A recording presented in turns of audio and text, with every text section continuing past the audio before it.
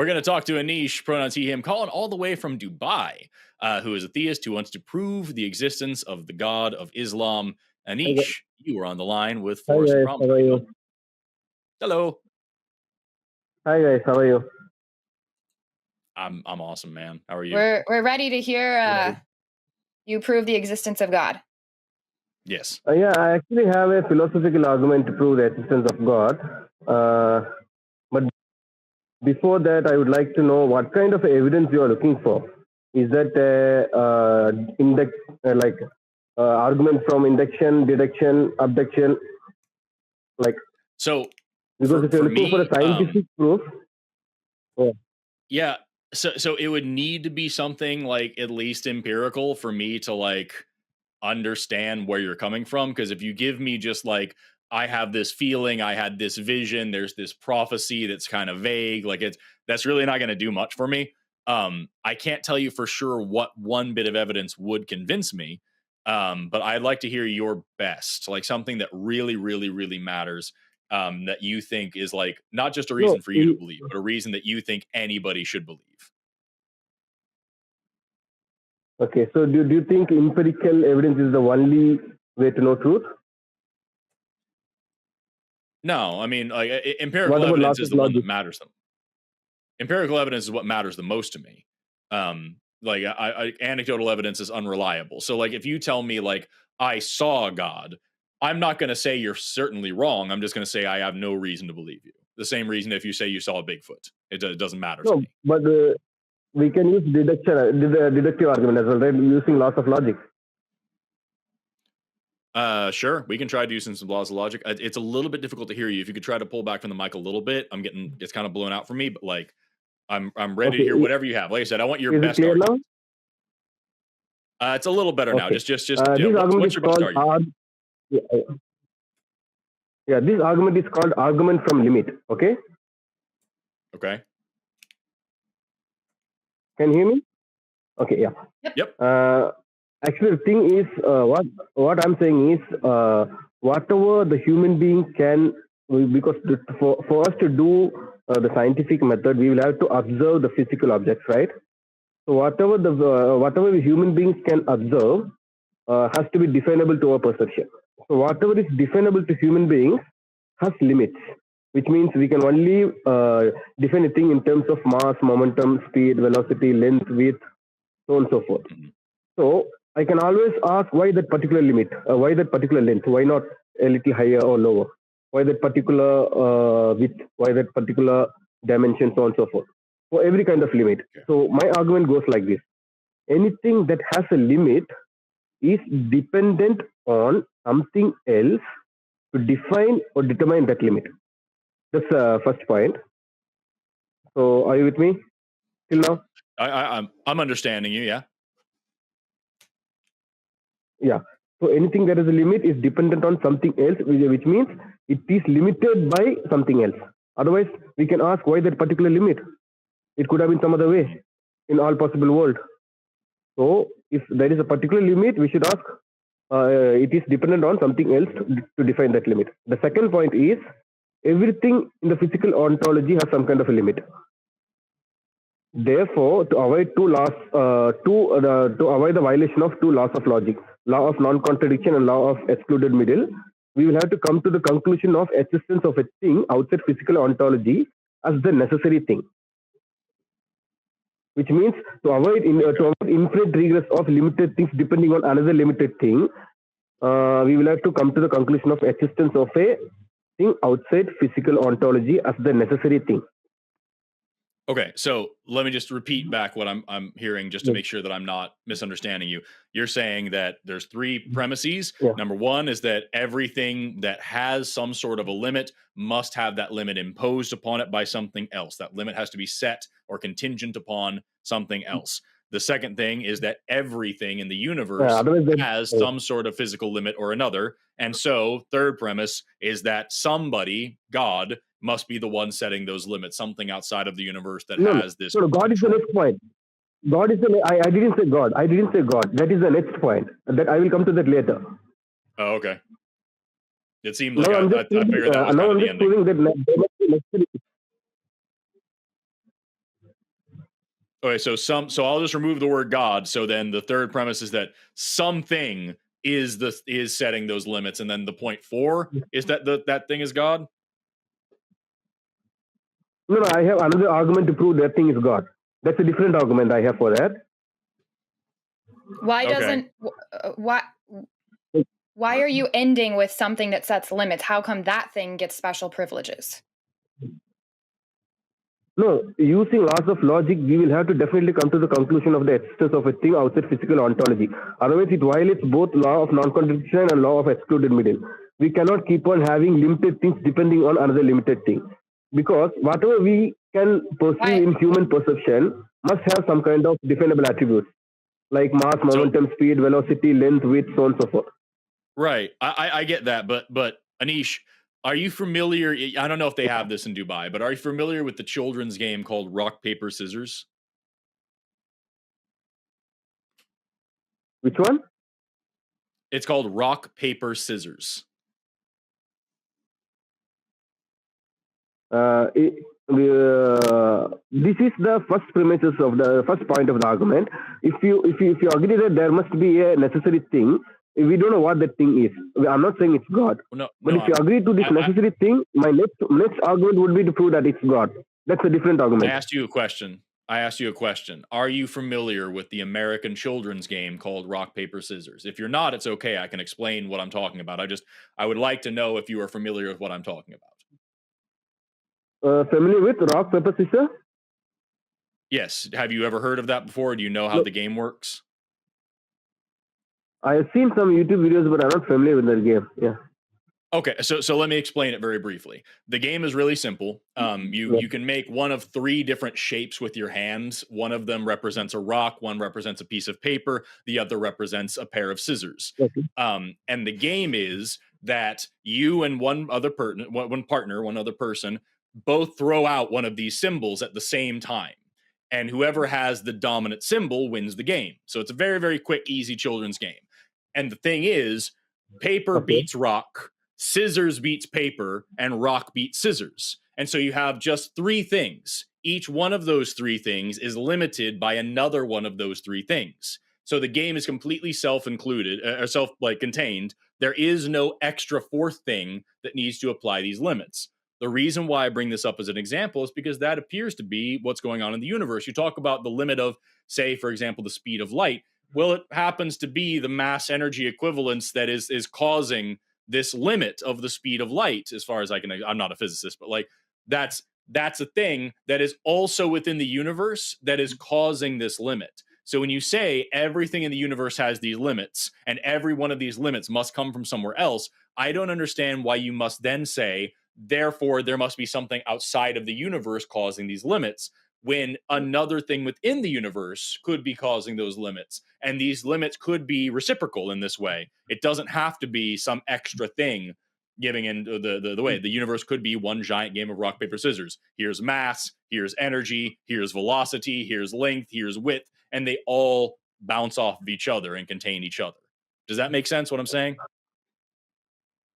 Okay. Can I respond? Yes, please. Yeah. What I'm saying is, the thing that differentiates something from nothing is some kind of a definable attribute. So, whatever the definable attribute that differentiates a thing from nothing, we can always ask why that particular limit, why not some other limit. That's what I'm saying.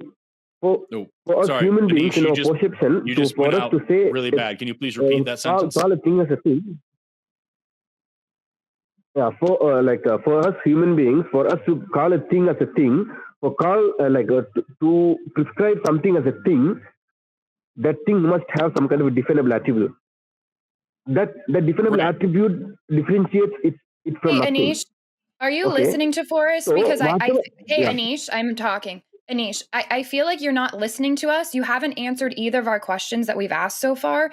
And then you are responding to Forrest. Forrest just took the time to explain something to you, but you're just saying something. You're not listening to what he's saying. And it's a little frustrating because we're trying to actually have a conversation. I'm still talking. So we're trying to have a conversation with you. And if you just keep saying, it sounds like you're just following a script and that you're just going through the motions and reading it through and sticking to this thing instead of engaging in the conversation with us. This needs to be something where we have some back and forth and we're trying to seek understanding from each other on what we just said. And I'm not getting that from you. No, it's because of the language barrier. That's why I'm not understanding what's right, which is why we need to slow down. I appreciate you calling despite the language barrier, but that's why we need to slow down and we need to listen to what each other is saying, because Forrest and I just took a long time to listen to what you said, and we still haven't been able to get anywhere in the conversation because some of the basic questions we presented back, you haven't responded to still. So for example, Forrest just took a lot of time to explain something to you, and you haven't even acknowledged if that made sense to you or not. And if it didn't make sense to you, that's fine, but let us know so that we know where to go in the conversation. No, I didn't understand what he's trying to tell me, because I thought he's saying there is no limit or something like that. That's why I told him. That's not what I said. That's not what he said. So that's why it's important that we slow down. That's not what he was saying. So let's let him talk to you again. Okay. Yeah. So this the question that I asked you immediately was, does that make sense? What I just said, and you immediately went into something else. So I'll repeat. I'm not saying there is no limit to anything. I'm saying that the limits for one thing in the universe can be imposed by another thing in the universe. And it seems to be the case that all of the limits in the universe are imposed by other things within the universe. So there's no need for anything outside of the universe, a god or whatever, to bring these limits in if they're already present. Do you understand what I'm saying? Yeah, that's a very good point. That's the same point Matt Dillahunty asked me.